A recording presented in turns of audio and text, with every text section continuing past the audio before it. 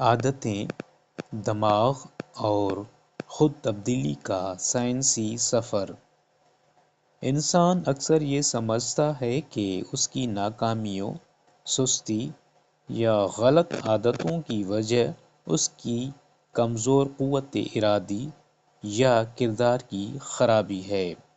ہم خود کو الزام دیتے ہیں کہ ہم ٹال مٹول کرتے ہیں، غیر ضروری چیزوں میں وقت ضائع کرتے ہیں یا اہم کاموں سے بچتے رہتے ہیں۔ ہم ٹوٹے ہوئے یا ناکام نہیں، بلکہ ہمارا دماغ پرانے عصبی پروگراموں پر خودکار انداز میں چل رہا ہوتا ہے۔ انسانی رویہ زیادہ تر لاشعوری اور خودکار ہوتا ہے۔ ہم وہی کرتے ہیں جو ہمارا دماغ آسان، مانوس اور محفوظ سمجھتا ہے۔ اسی لیے قوت ارادی اکثر ناکام ہو جاتی ہے، کیونکہ ہم اپنی عادتوں کے پیچھے موجود دماغی ساخت کو سمجھے بغیر خود کو بدلنے کی کوشش کرتے ہیں۔ اصل تبدیلی زبردستی سے نہیں، بلکہ دماغی نظام کو نئے انداز میں ترتیب دینے سے آتی ہے۔ عام طور پر ڈوپامین کو نشے اور بری عادتوں کا ذمہ دار سمجھا جاتا ہے، مگر حقیقت یہ ہے کہ ڈوپامین خوشی نہیں بلکہ توقع کا کیمیکل ہے۔ یہ دماغ کو کسی عمل کو دوبارہ دہرانے کا اشارہ دیتا ہے۔ جب یہ کیمیکل غیر ضروری عادتوں سے جڑ جائے تو انسان بار بار وہی غلطیاں دہراتا ہے، لیکن اگر اسے محنت، نظم و ضبط اور مثبت رویوں سے جوڑ دیا جائے تو یہی ڈوپامین ترقی کا ذریعہ بن سکتا ہے۔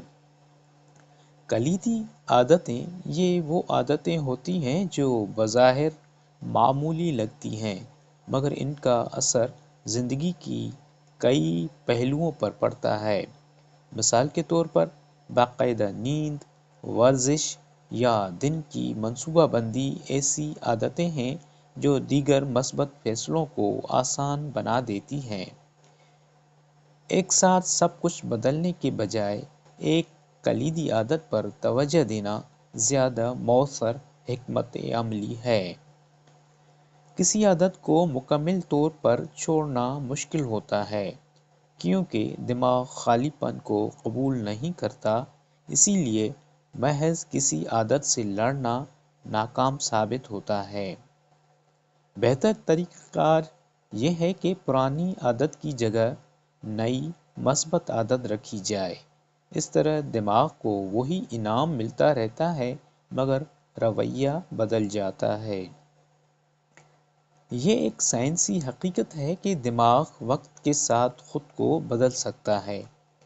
چھوٹے مگر مستقل اعمال نئے عصبی راستے بناتے ہیں جو آہستہ آہستہ پرانی عادتوں کو کمزور کر دیتے ہیں۔ یوں انسان صرف عادتیں نہیں بدلتا بلکہ اپنے دماغ کی ساخت کو بھی نئی شکل دیتا ہے۔ انسان کو خود الزام دینے کے بجائے خود کو سمجھنا چاہیے۔ جب ہم اپنے دماغ کے ساتھ لڑنے کے بجائے اس کے ساتھ کام کرتے ہیں تو تبدیلی آسان، پائیدار اور حقیقت پسندانہ ہو جاتی ہے۔ یہی شعور انسان کو حقیقی خود تبدیلی کی طرف لے جاتا ہے۔